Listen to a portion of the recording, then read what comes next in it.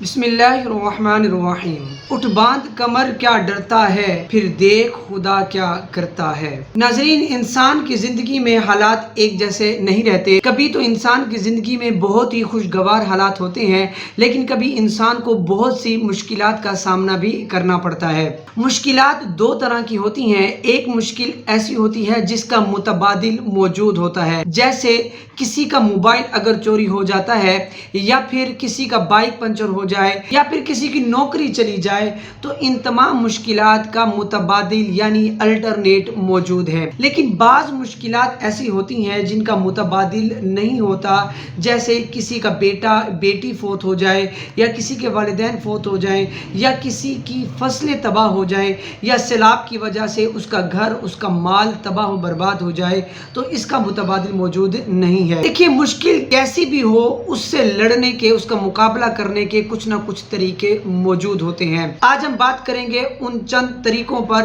جن پر عمل کرنے کے بعد ہم مشکلات پر قابو پا سکتے ہیں۔ نمبر 1 ہے خود پر قابو رکھنا۔ یاد رکھیے، جب بھی انسان کو کوئی مشکل پیش آتی ہے تو انسان کے ذہن میں دو طرح کے خیالات آتے ہیں۔ ایک خیال ہوتا ہے پوزیٹیو اور دوسرا ہوتا ہے نیگیٹو۔ پوزیٹیو سوچ انسان کو ہمت، حوصلہ، آگے بڑھنے کی ترغیب دیتی ہے، جبکہ نیگیٹو سوچ انسان کے اندر غصہ، گھبراہٹ، خوف کی کیفیت پیدا کرتی ہے۔ تو یاد رکھیے، جب بھی آپ کو مشکل پیش آئے تو کبھی بھی اپنی نیگیٹو سوچ کو اپنے اوپر حاوی نہ ہونے دیں۔ کہا جاتا ہے کہ مشکل حالات میں گھبرانا خود ایک مشکل ہے۔ یاد رکھیے، جب انسان خود پر قابو پا لیتا ہے تو مشکل حالات کی شدت میں 50% کمی واقع ہو جاتی ہے۔ نمبر 2 پہ ہے اللہ تعالیٰ کو یاد کرنا۔ جب آپ مشکل حالات میں اللہ تعالیٰ سے گر گڑا کر دعا کرتے ہیں اور اس کی بارگاہ کی طرف رجوع کرتے ہیں تو آپ کو ایک ڈھارس ملتی ہے، ایک حوصلہ ملتا ہے، آگے بڑھنے کا ایک جذبہ ملتا ہے۔ اور ہو سکے تو آپ ان للہ و انا الیہ راجعون پڑھ لیجئے،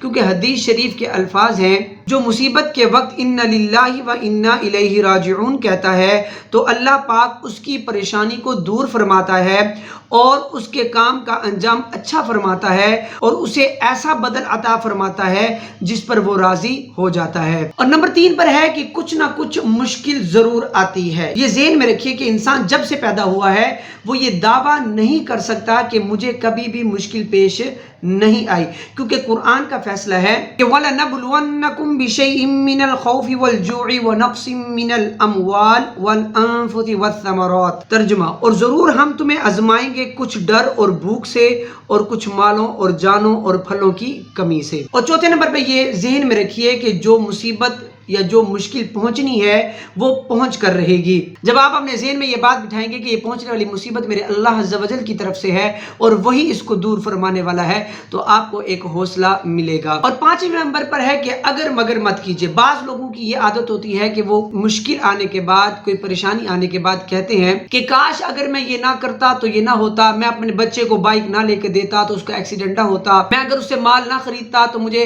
گھاٹا نہ ہوتا۔ تو اس طرح اگر مگر کرنے کو حدیث شریف میں منع کیا گیا ہے۔ آقا علیہ الصلوۃ والسلام نے فرمایا، اگر تمہیں کوئی مصیبت پہنچے تو یہ مت کہو اگر میں ایسا کرتا تو ایسا ہوتا، بلکہ یہ کہو قدر اللہ وما شاء فعل، یعنی اللہ نے ایسا ہی لکھا تھا اور اس نے جو چاہا وہی کیا۔ 6 نمبر پر یہ ہے کہ آپ جب بھی مشکل آئے تو یہ ذہن بنائیے کہ اللہ پاک نے مجھے اس سے بڑی مشکل سے بچا لیا۔ یعنی مثال کے طور پر کسی کا بائک پنچر ہو جائے تو وہ یہ ذہن میں رکھے کہ اللہ کا شکر ہے کہ اللہ پاک نے مجھے ایکسیڈنٹ سے بچا لیا۔ اگر کسی کو ہاتھ پر چوٹ لگتی ہے تو وہ یہ ذہن بنائے کہ شکر ہے کہ میرا چہرہ محفوظ ہے۔ تو جب آپ یہ ذہن بنا لیں گے کہ اللہ پاک نے مجھے بڑی مشکل سے بچا لیا ہے تو آپ کے اندر اس مشکل سے لڑنے کا حوصلہ پیدا ہو جائے گا۔ اور 7ویں نمبر پر یہ ہے کہ یہ ذہن میں رکھیے کہ ایک نہ ایک دن مشکل ختم ہو جاتی ہے، کیونکہ قرآن مجید میں فرمایا گیا ہے کہ ہر مشکل کے بعد آسانی ہے۔ تو جب بھی انسان کو کوئی مشکل پیش آتی ہے تو آخر کار وہ ختم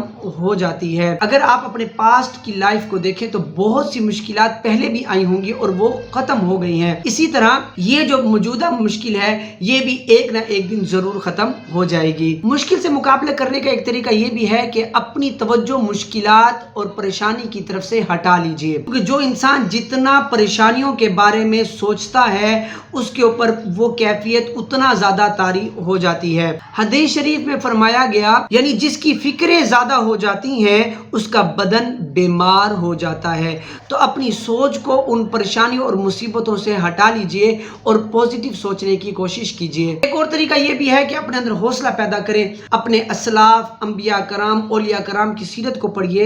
ان انبیاء کرام کو کس طرح کی مشکلات کا سامنا کرنا پڑا۔ حضرت ابراہیم علیہ السلام کو آگ میں ڈالا گیا، حضرت موسیٰ علیہ السلام کو فرعون جیسے ظالم بادشاہ کا سامنا کرنا پڑا، حضرت یونس علیہ السلام کو مچھلی کے پیٹ میں رہنا پڑا، خود ہمارے نبی کریم صلی اللہ تعالی وسلم کو طائف کے اندر کن مشکلات کا سامنا کرنا پڑا۔